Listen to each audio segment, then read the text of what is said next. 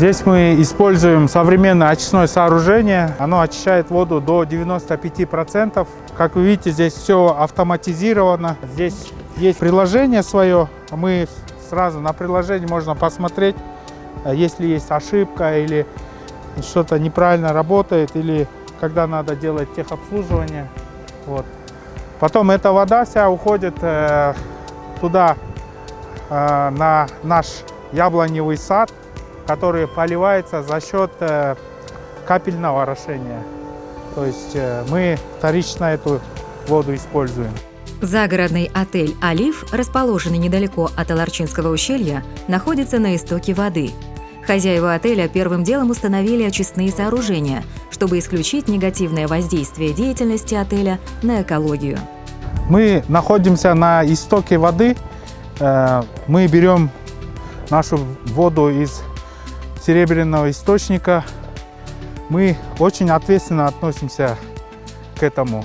И, конечно, это в первую очередь ответственность перед местным сообществом, перед нашими гражданами, но и перед природой.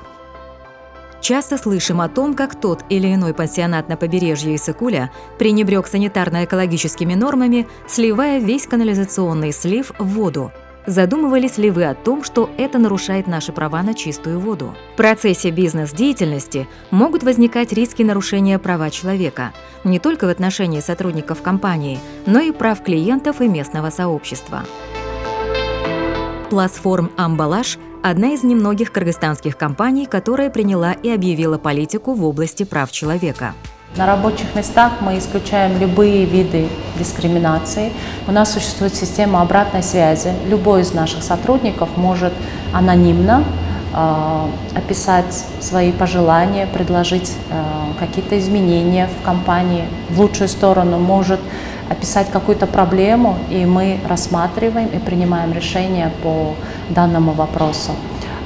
Совсем недавно мы прошли международный экологический аудит. Международные аудиторы прилетали к нам, чтобы оценить воздействие нашей продукции, нашего сырья на экологию, и мы получили положительную оценку.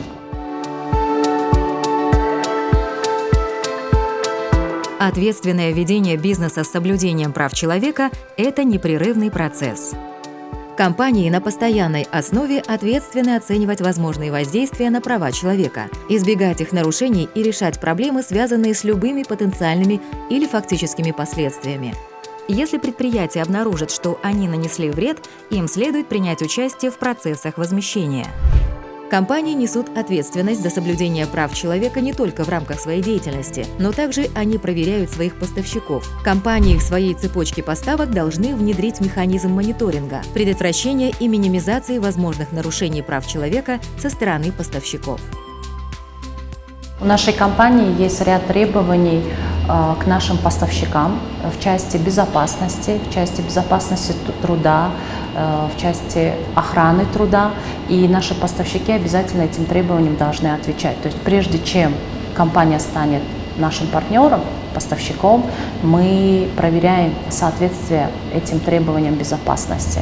Точно так же нас проверяют компании-заказчики, компании-партнеры.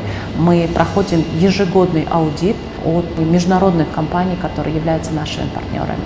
Соблюдение прав человека бизнесом становится по сути обязательным. К этому обязывает сам рынок. И речь не только о крупных компаниях. Бизнес, какого бы масштаба он ни был, где бы он ни работал, в больших городах или в регионах, обязан соблюдать права человека в своей деятельности. Приняли политику внутри компании о соблюдении прав человека, об исключении любых видов дискриминации. Подобные шаги позволяют нам получать международные сертификации, становиться партнерами международных компаний. Запрос общества на соблюдение прав человека также является ключевым фактором. Более 10 лет крупные ритейлеры отказывались от хлопка Узбекистана из-за использования принудительного детского труда при его сборе.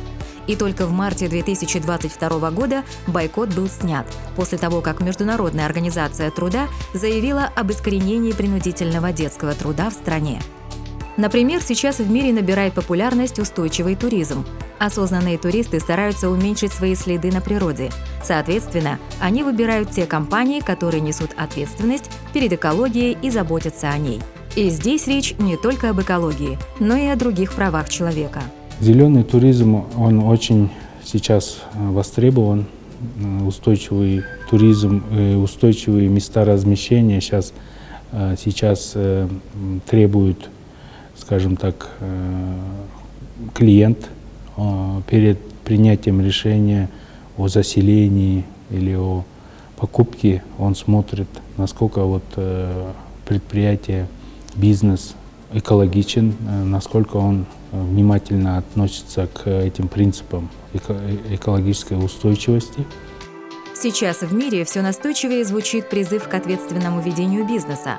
Соблюдение прав человека – основополагающий элемент бизнес-моделей, которые основаны на ценностях устойчивого развития и достижении целей устойчивого развития ООН.